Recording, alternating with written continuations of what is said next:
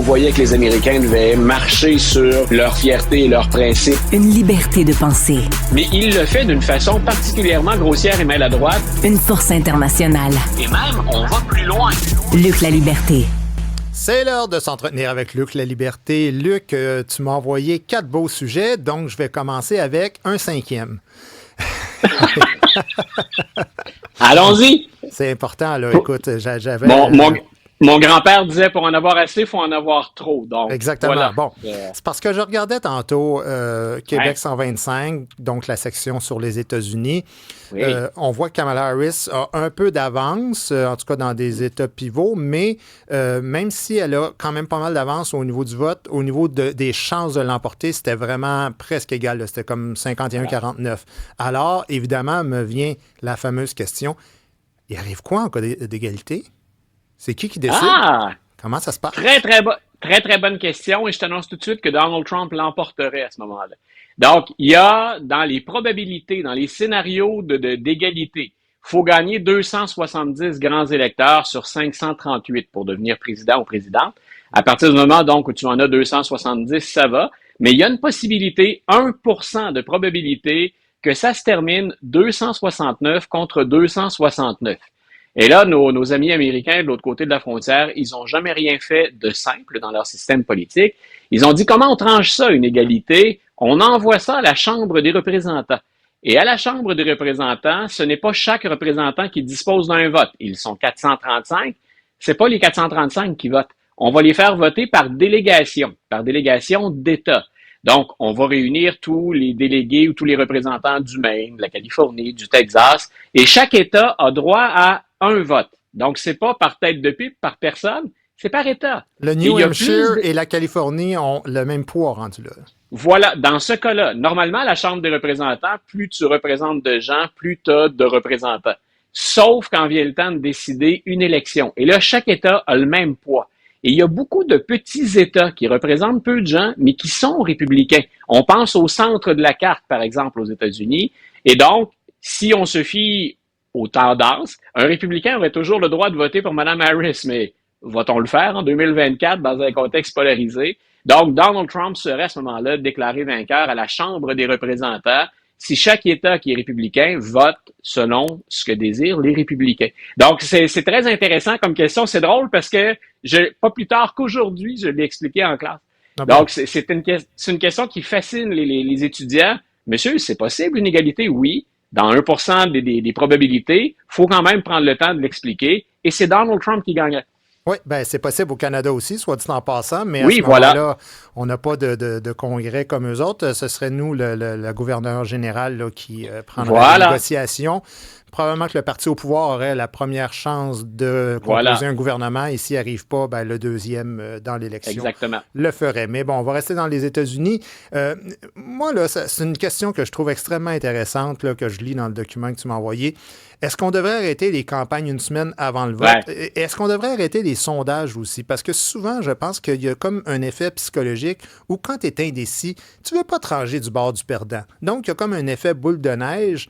Et si on n'était pas du tout au courant, je ne sais pas combien de temps, mais on va dire 1 mois avant ou 2 mois avant l'élection, on pourrait avoir des sacrées surprises, puis ça serait vraiment tout un suspense le jour de l'élection. Tu vois, je regardais les statistiques récemment. De mémoire, c'est 79 pays sur les 113 qui ont tenu des élections, donc on parle de démocratie, qui ont tenu des élections. Dans 79 des pays, à un moment donné, on s'est donné un délai. La plupart du temps, c'est dans la dernière semaine. Mais on dit, dans la dernière semaine, vous ne ramassez plus d'argent, vous arrêtez de solliciter les gens, parce qu'aux États-Unis, on reçoit des messages sans cesse, plusieurs fois par jour pour donner. Vous arrêtez les publicités, vous arrêtez les rassemblements politiques et vous arrêtez les sondages. Alors, normalement, puis aux États-Unis, là, on peut pas me faire croire qu'on en parle depuis 1 an, qu'on n'a pas eu le temps de se faire une idée, là. Peut-être qu'on joue un peu sur les émotions à la fin, mais c'est un des processus les plus longs, le processus américain. Donc, il y a plein de gens qui sont revenus avec ça aux États-Unis en disant « Pourquoi une semaine avant, là, vous laissez pas les gens tranquilles, laissez mariner tout ça, laissez-les réfléchir, puis on verra ce que ça donne quand ils vont se rendre dans les bureaux de scrutin. » Donc, c'est intéressant. Je pense pas que ça va passer à court terme. surtout que tu le vois ces jours-ci. Puis c'est le bout que, personnellement, je trouve désagréable quand on couvre ça. C'est que là, entre guillemets, on se garoche partout. Puis on y va de surenchère. Chaque mot devient beaucoup plus gros que ce qu'il est en réalité, autant pour les démocrates que pour les républicains. Et tout ça, finalement, sert à mobiliser. Pour un parti, c'est important. Pour les gens qui commentent, ça devient juste trop. Ça dégouline de guimauve à un moment donné. Mais là, tu vois que ce sur quoi on joue, ce ne sont que les émotions et la mobilisation. Donc, un parti politique va dire, moi, j'ai besoin de le faire jusqu'à la fin, parce que là, on se bat pour des grenailles cette année. J'ai besoin jusqu'au dernier moment de le faire.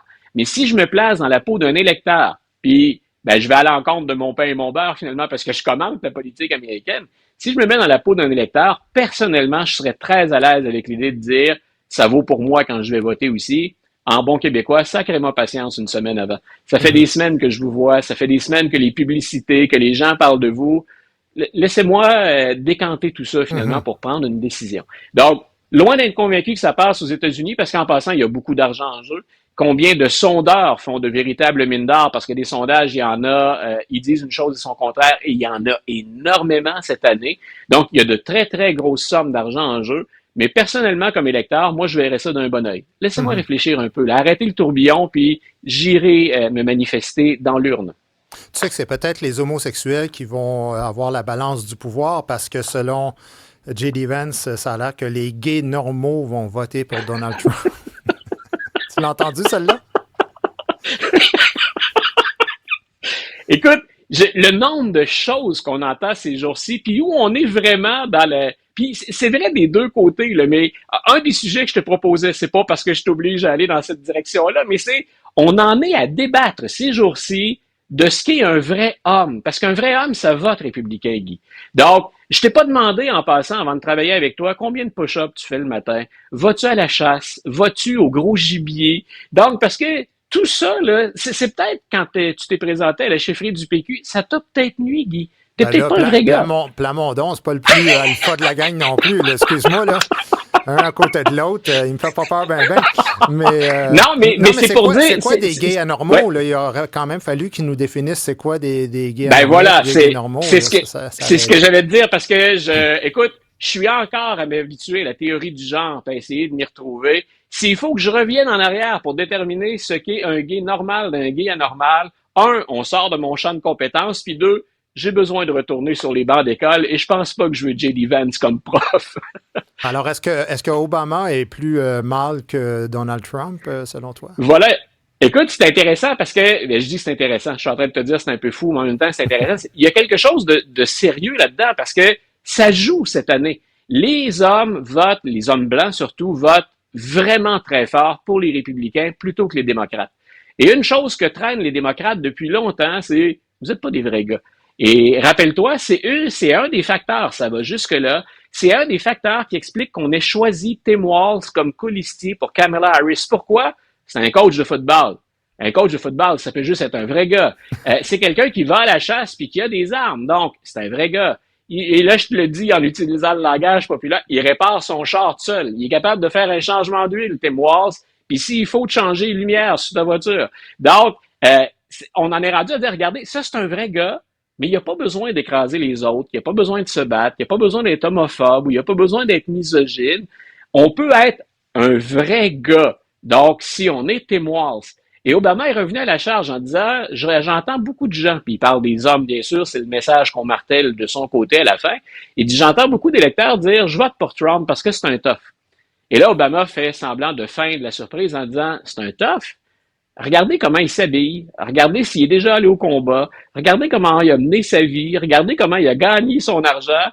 Qu'est-ce qu'il y a de vrai là-dedans? Qu'est-ce qu'il y a de tough pour vous autres? Donc, il faisait bien sûr la comparaison entre le langage, les mots qu'utilise Donald Trump et ce qu'il est dans la vie de tous les jours. Puis il fait ressortir le fait que finalement, je vais pas dans les surnoms qu'on donne à la masculinité dans l'espace public parce que là, dans les étiquettes, j'ai souvent, il y a des choses qui me choquent et c'est le nombre d'étiquettes qu'on porte aujourd'hui.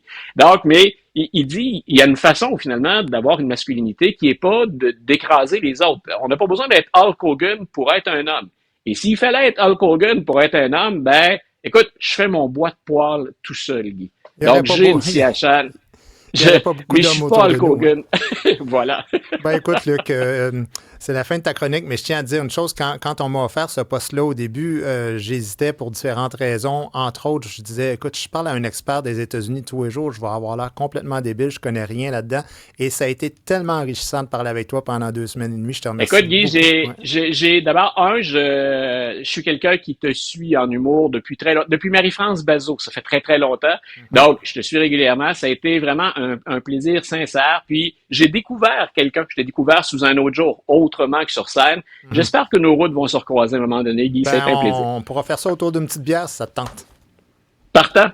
Parfait. À bientôt. Merci, Luc. Bye.